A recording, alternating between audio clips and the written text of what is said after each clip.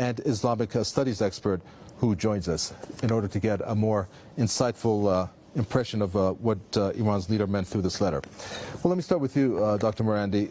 Let's first ask a very general question as to why Iran's leader went into writing and addressing this subject through the format that he chose, which was a letter. What was your impression?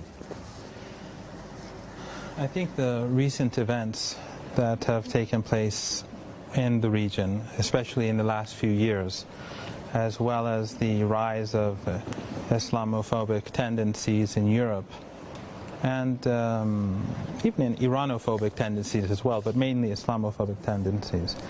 I think he probably felt that this is a very good opportunity to respond to many of the questions that have been raised in the West, because unfortunately with the rise of groups like Daesh or ISIL or IS and other such extremist organizations like the Nusra Front and others, the Western media has effectively portrayed Islam as being an extreme ideology, a violent ideology.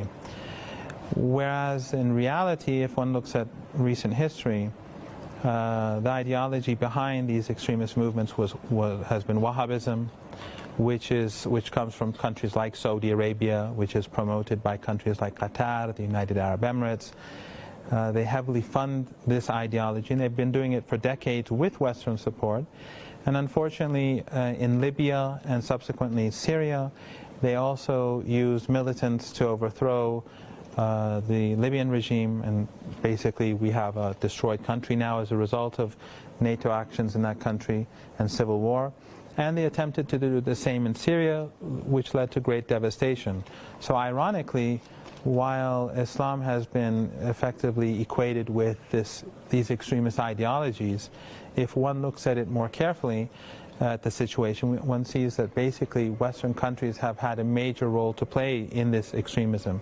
And I think Ayatollah Khamenei also alludes to this to a degree in the letter when he speaks about many historians who've courageously revisited the past and have pointed out the many problems that have been brought about in the world as a result of the actions of Western countries in the past, but how historians and many thinkers refrain from dealing with the present as they do with the past.